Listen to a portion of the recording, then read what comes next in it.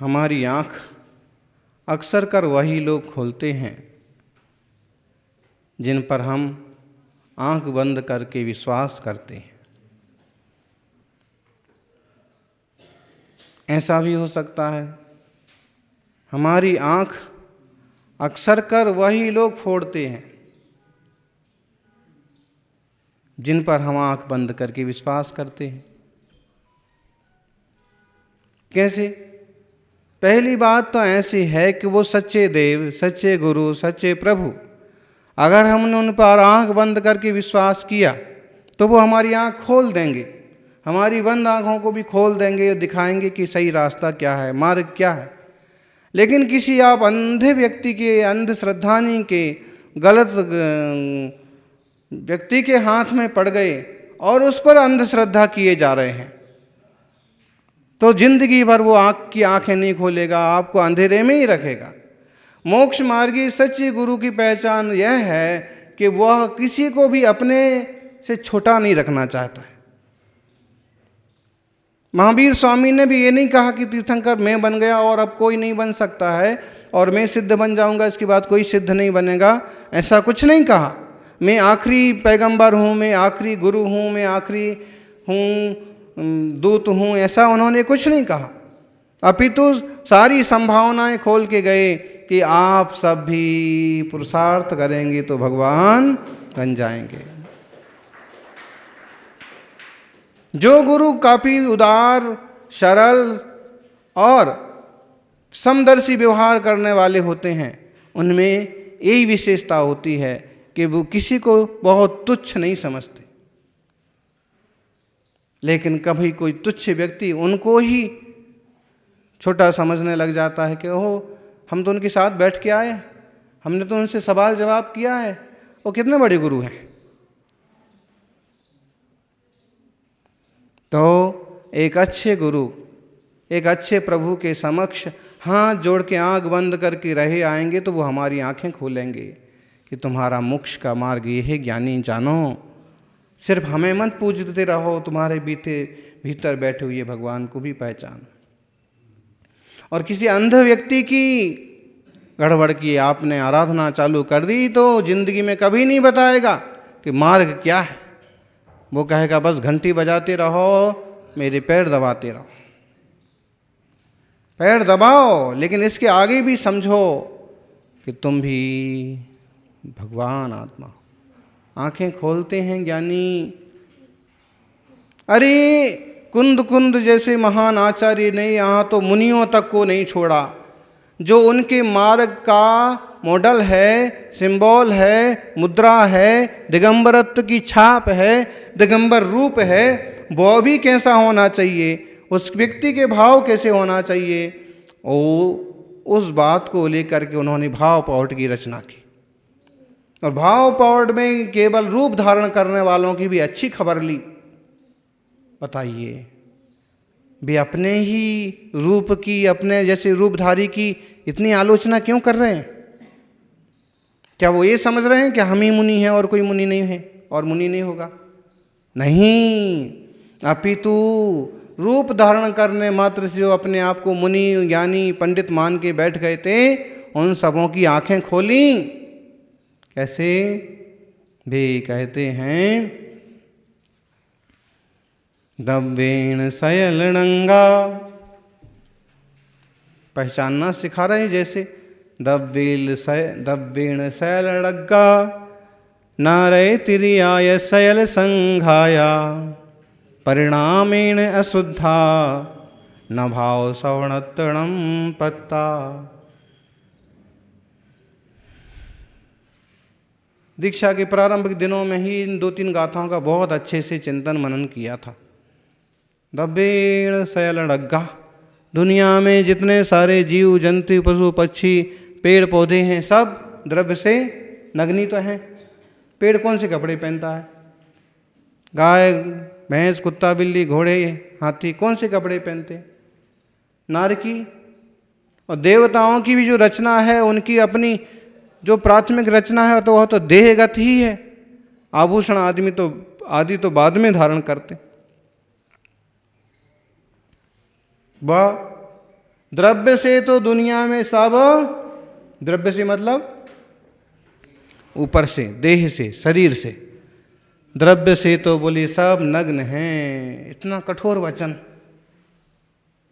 और नारे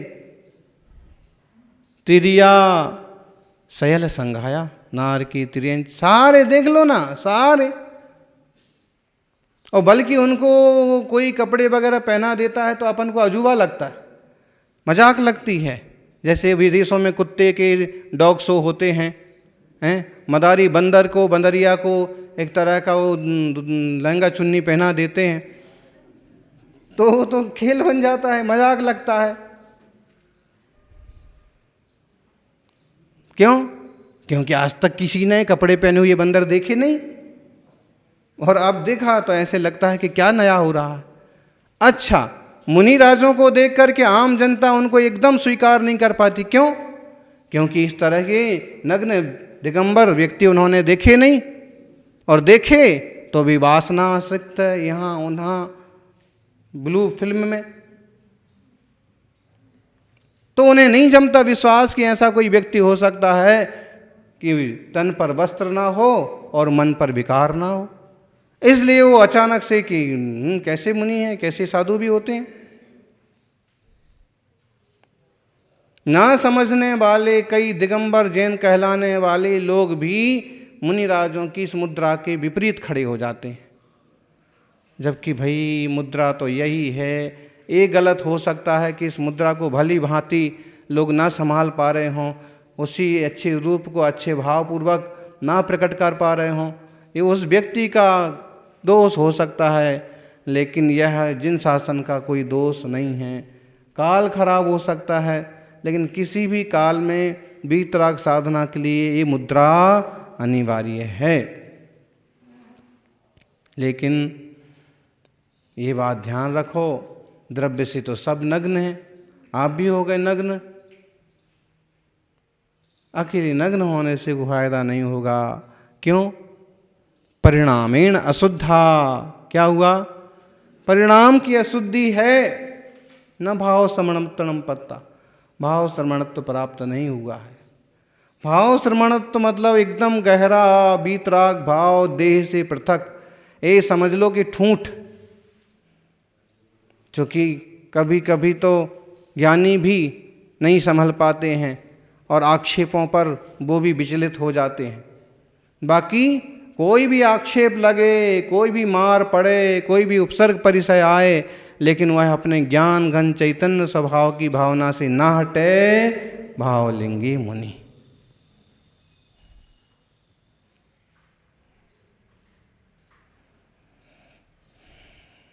देखो, वे उपसर्ग और परिचय पर ध्यान देने जाते तो क्या उन्हें केवल ज्ञान हो जाता? नहीं। क्यों? वही टाइम वहाँ तुम उपसर्ग परिचय वाले को नाराजी में व्यतीत करते, इतने में और आश्रय बंद हो जाता, और उस तरफ से निरपेक्ष हो गए तो प्रभु को, मुनिराज को केवल ज्ञान हो गया। कोई उपसर्ग निवारण करने आया था देवता, उसका भी नाम हो गया, जिसने अपना पुण्य कमाया। तो भाव श्रवणत्वम ना पत्ता, भाव श्रवणपना नहीं पाया।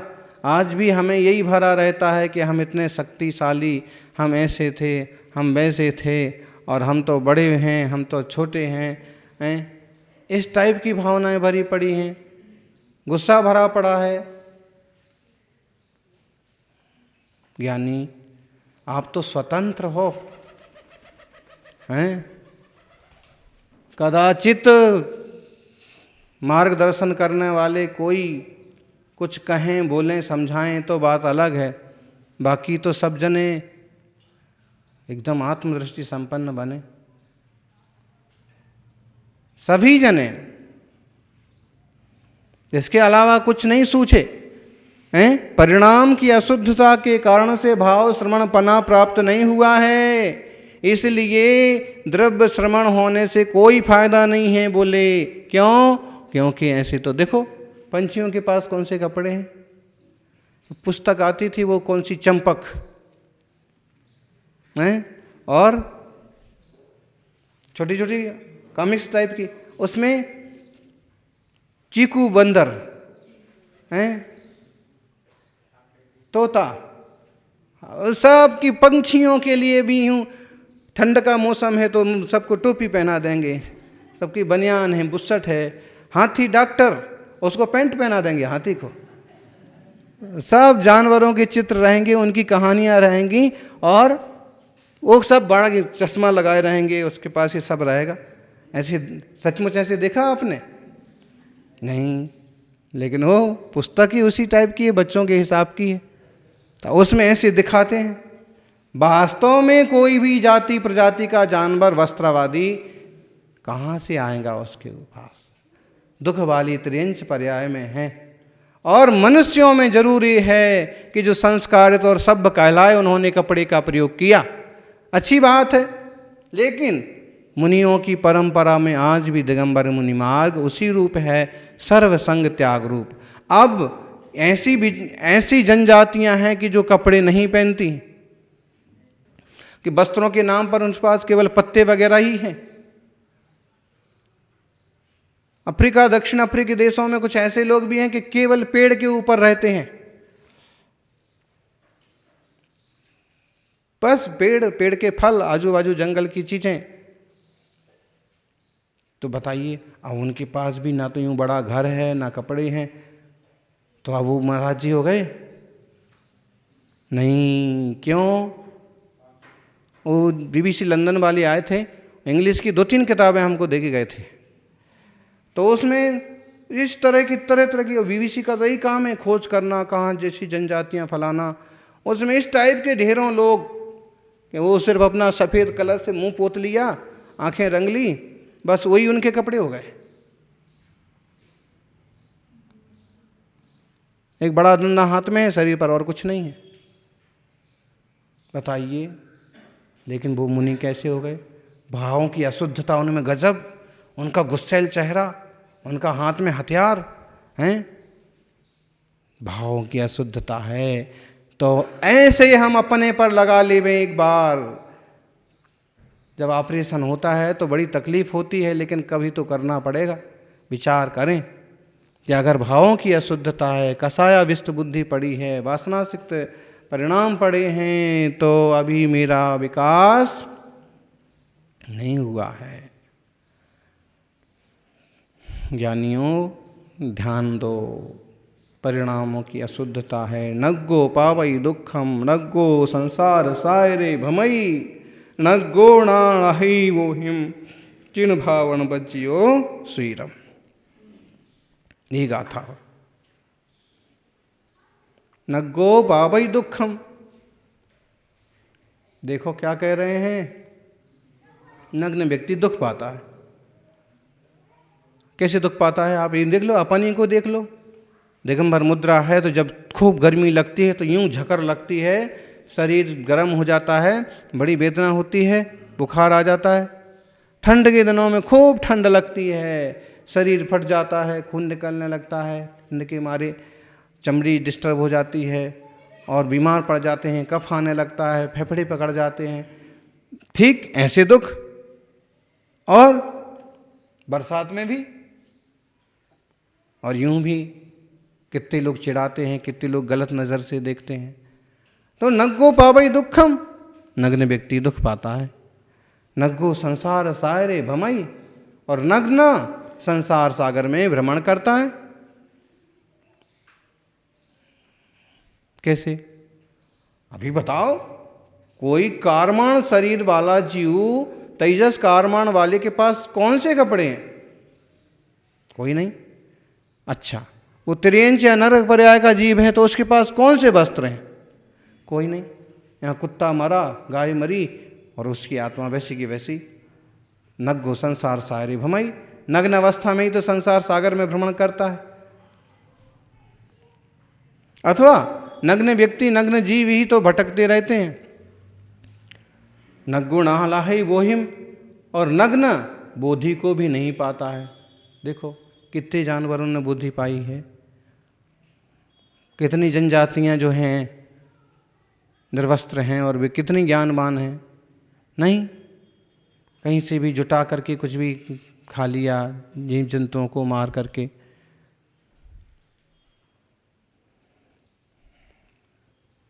न गुण लाही बोहिम जिन भावना बज्जो सुरम। अब ये बात ध्यान देने की है, क्यों इन सबों को ऐसा हुआ कि नग्न है और दुख भोग रहा है, नग्न है और संसार में भटक रहा है, नग्न है और बोधि को नहीं पाया है।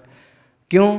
क्योंकि जिन भावना से रहित है, जो जीव जिन भावना से रहित है, वह जीव सम्यक दर्शन की भावना से रहित है, वह जीव संसार में परिभ्रमण करता है।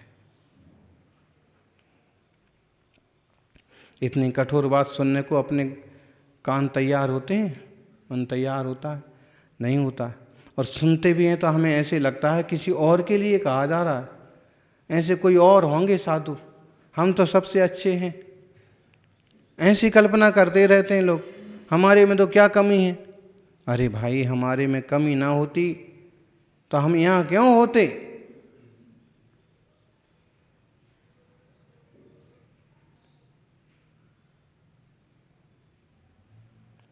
अगर इन बातों को हम ध्यान से समझें कि केवल हमें आत्मशुद्धि पर, आत्म परिणति पर ही ध्यान देना है, कैसे देंगे ध्यान? कुछ मत करो, आंखें बंद करो और बस जानन स्वभाव की दृष्टि करो।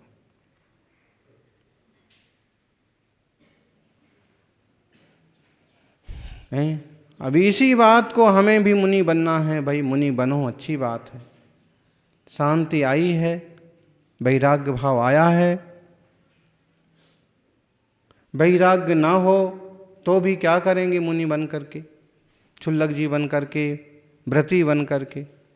बोलो, वैराग्य संसार शरीर भोग से विरक्तता सबसे पहले चाहिए।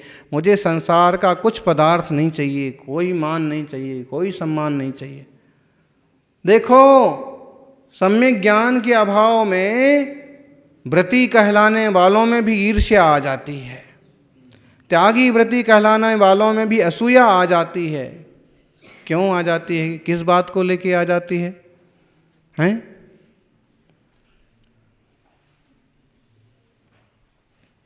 मैं बड़ा हूँ, सबसे महान हूँ, दुनिया में सारे लोग मेरे से छोटे हैं, इस टाइप की कोई ना कोई भावना बची रह जाती है। और उस कारण से उसे लगता है कि ज्ञानवान हूँ और मेरी कसाएं बहुत शांत हो गई हैं और बहुत निर्मल हूँ, हैं? लेकिन ये जो दोष है, ये दोष, उदाहरण दिया ना, नदी का, नाले का पूर आया, पानी बहता बहता चला गया, लेकिन जहाँ जहाँ से बहा वहाँ वहाँ जो गड्ढे थे उनमें भर के रह गया।